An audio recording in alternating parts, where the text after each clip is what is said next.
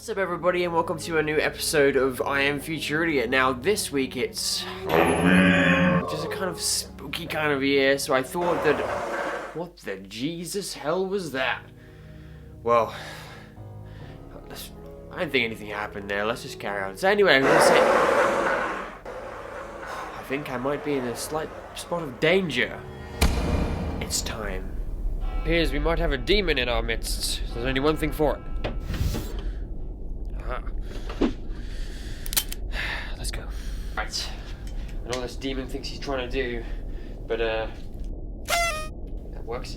But he's not coming into my house. I know it's Halloween and everything, but let's go get ourselves a demon.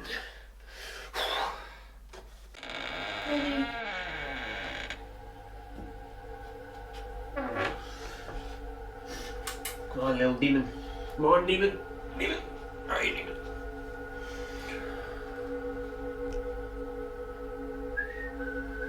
Demons. Where are you, demons?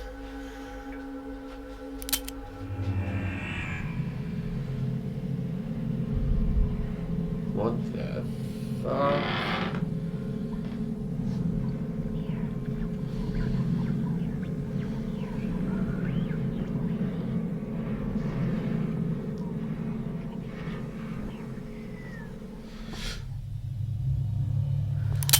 Excuse me, demon.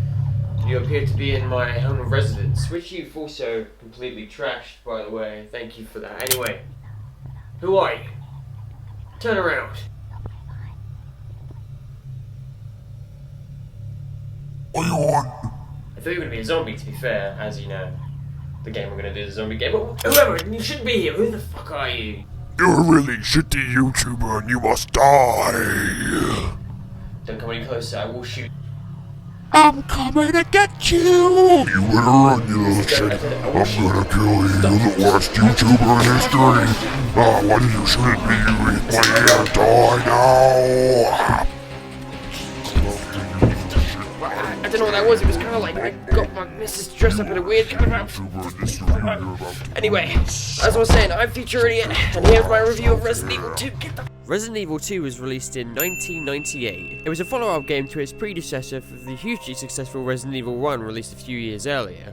As far as it being the second game in the series, Resident Evil 2 didn't actually have the same characters, enemies, or locations from the first game. Throughout the game, there are only minor references to Albert Wesker, Chris Redfield, and the rest of the STARS unit. I always saw this game as its own sort of contained little event that happens in this one tiny little city, as there's new characters, new enemy models, almost completely different to the first game. In this game, you have the option to choose from two different scenarios. You can either play scenario A, where you play as Leon Kennedy, a police officer who has probably the worst first day at work in human existence, or you can play as Claire Redfield, who has travelled to Raccoon City in search of her brother, that we actually learn is Chris Redfield, the protagonist from the first game.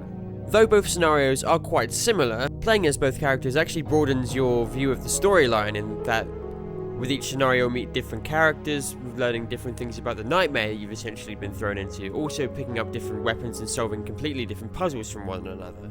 As far as the story goes for the game, all you initially have to do is split up and look for any survivors.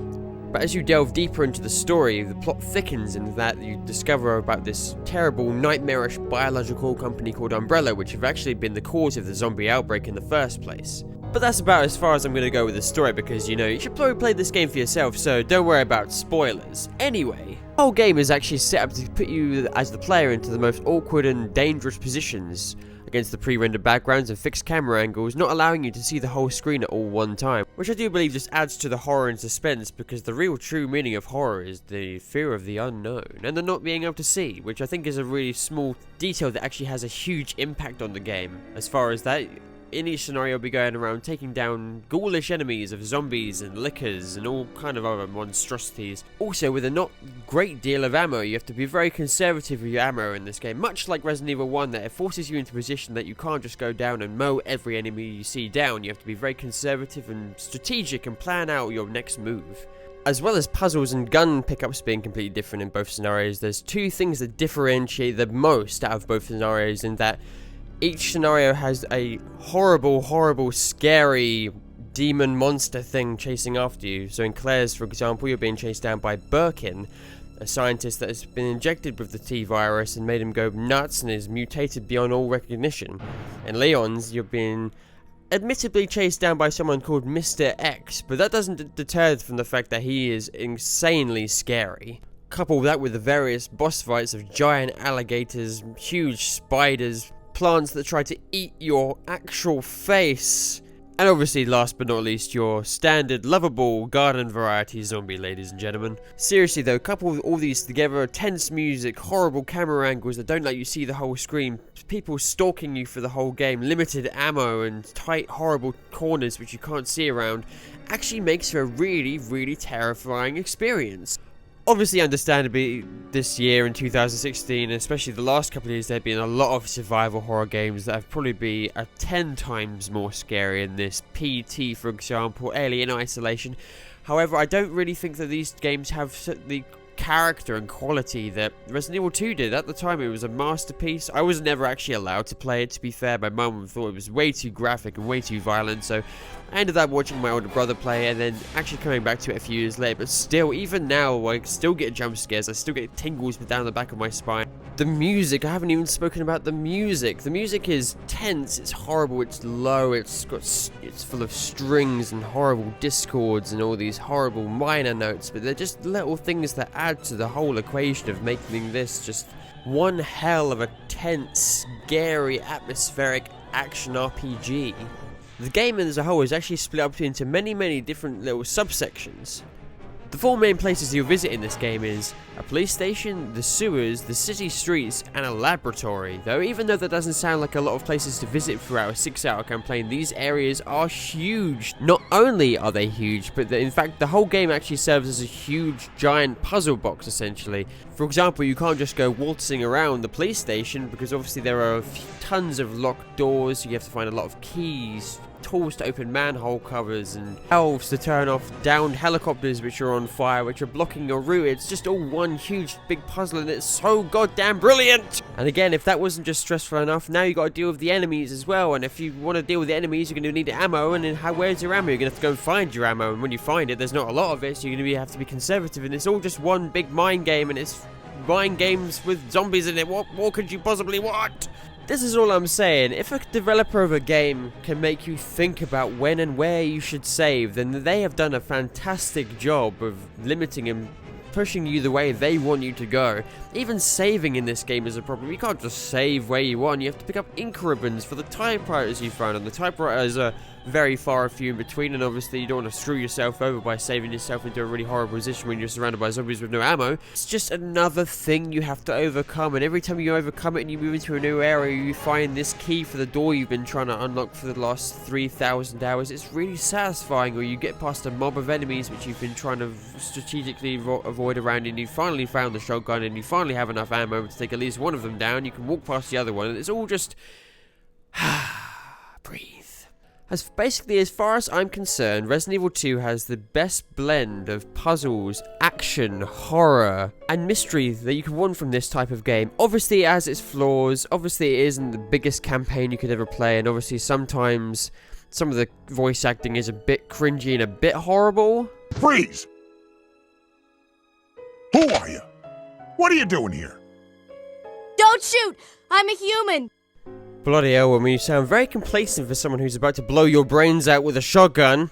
But anyway, I digress. I actually still genuinely believe they left some bad voice acting in as a hark back to the first game, which obviously has...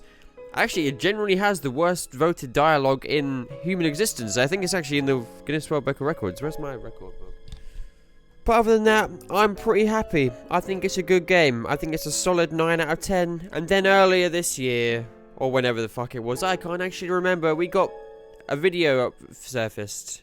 It was a magical video, and it was essentially the team at Capcom announced after the success of the remake for Resident Evil 1 that they were going to do the same with Resident Evil 2. So not only is this one of the best games ever, but it is coming to PS4 in a HD remaster that they're going to build from the ground up with a brand new cast, and I'm so excited. I think a lot of people were excited at the time of the news, so even if you're looking at this game and you really want to play it, but at the same time you're sort of like, oh, I'm not a massive fan of pre-rendered backgrounds, and oh, I'm not a massive fan of the PS1's graphics now that we're on the next-gen consoles, you don't have to, because at some time in the next year or so, we're going to have Resident Evil 2 as a HD remaster, and it's so brilliant.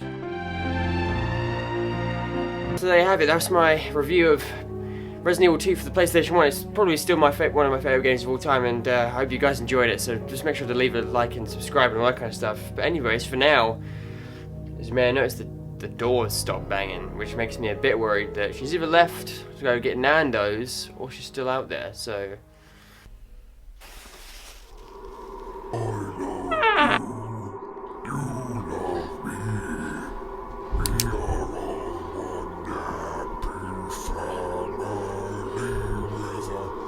Hello?